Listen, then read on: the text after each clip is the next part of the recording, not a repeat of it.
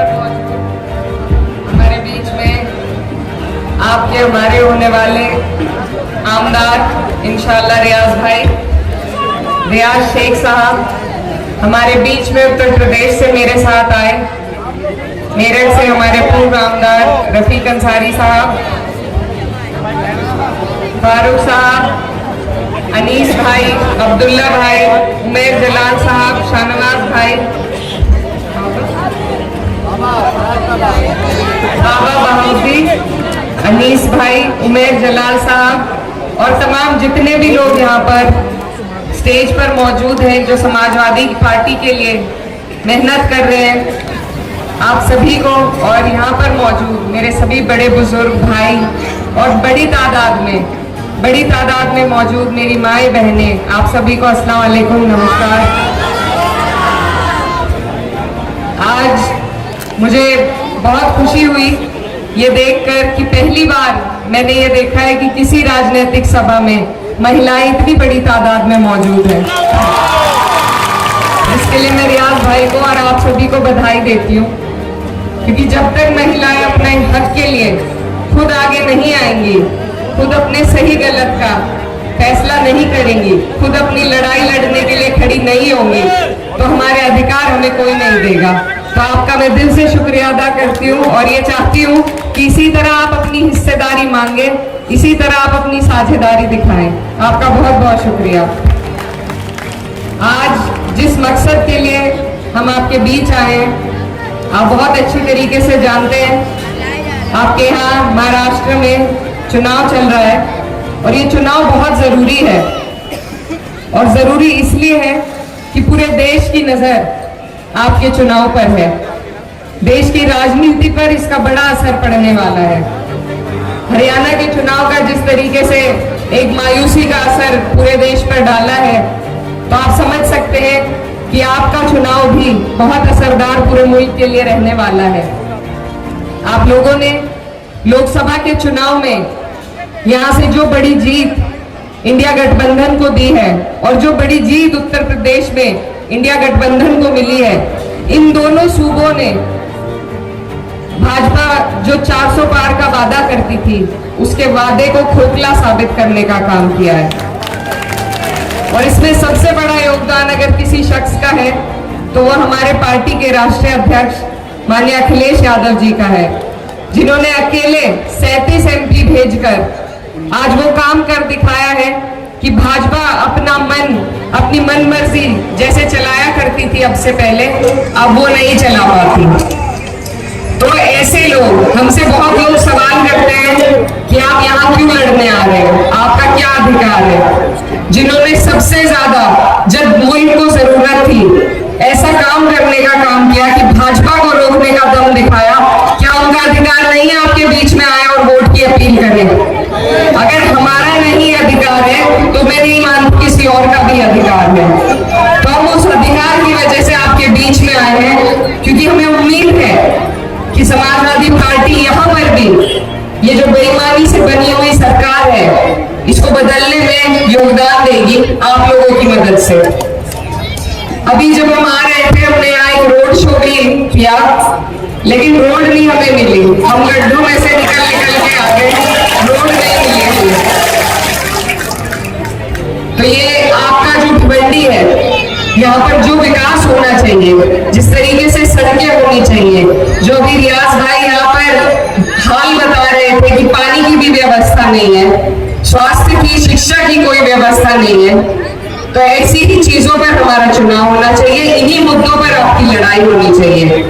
और बिल्कुल सही बात इन्होंने कही कि कुछ लोग सिर्फ चुनाव के वक्त निकल कर आते हैं और हमसे हमारे मजहब के नाम पर वोट की अपील करते हैं, लेकिन आपको ये देखना है कि आपके बीच में पूरे के पूरे 5 साल कौन काम कर रहा है, कौन आपकी लड़ाई लड़ने का काम कर रहा है, आपकी आवाज उठाने का काम कर रहा है।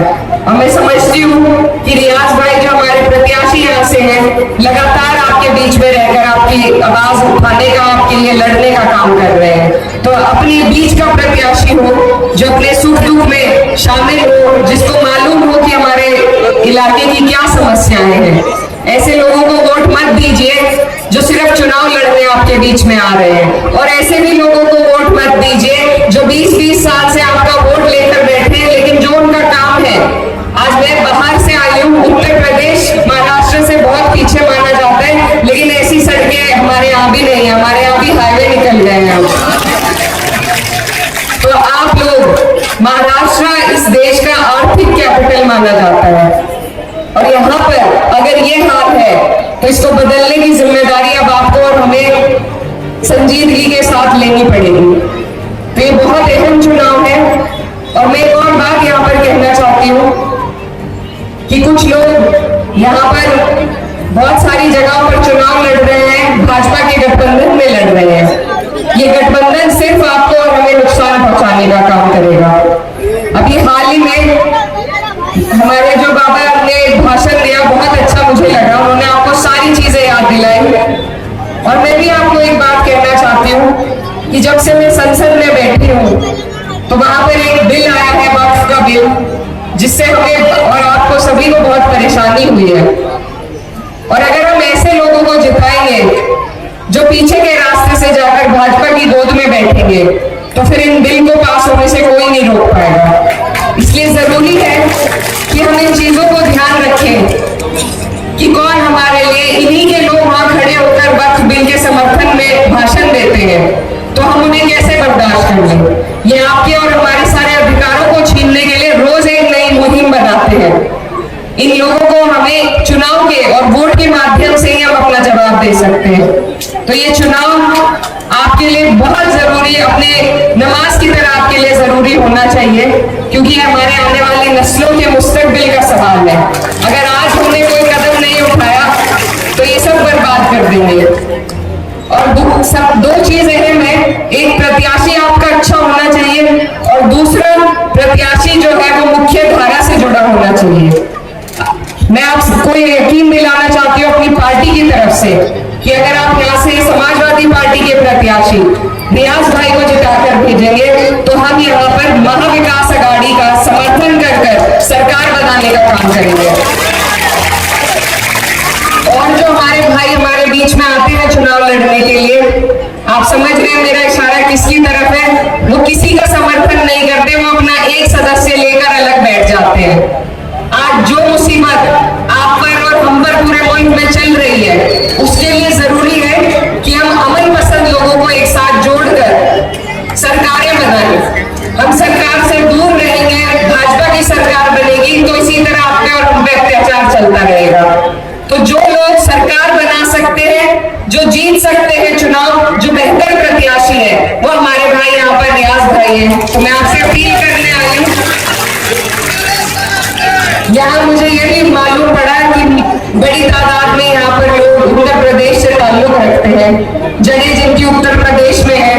मैं भी आपके उत्तर प्रदेश से आई हूँ और आपकी बहन हूँ, बेटी हूँ, और आपसे गुजारिश करने आई हूँ, अपनी माए बहनों से खासतौर पर गुजारिश करने आई हूँ कि आप लोग यहाँ पर हमारी पार्टी जो इतने वर्षों से यहाँ मेहनत कर रही है, हमारे जो लीडर हैं अबू आसिम आजमी साहब, वो किस तरीके से सबकी लड़ाई लड़ने का काम करते हैं। जब किसी को जरूरत पड़ती है, कोई भी मजलूम हो, उस पर जब मुसीबत आती है, सबसे पहले अबू आसिम साहब उसकी लड़ाई को ईमानदारी से लड़ने का काम करते हैं। उन्होंने अपने दम पर यहाँ पार्टी को खड़ा किया है और अपने दम से वो यहाँ पर प्रत्याशियों को भी अपना दम देकर लड़ा रहे हैं। तो आज जरूरत है हमें भी ऐसे ईमानदार लीडरों की, बहुत कमी इस देश में हो गई है, उनकी हम हौसला अफजाई करें, उनकी हिम्मत बढ़ाएं, ताकि ऐसे लोग हमारे बीच में हौसले के साथ काम करते रहे। तो आप लोग यहाँ पर बड़ी तादाद में मौजूद हैं और चुनाव भी बहुत नजदीक आ गया है, और जो प्यार और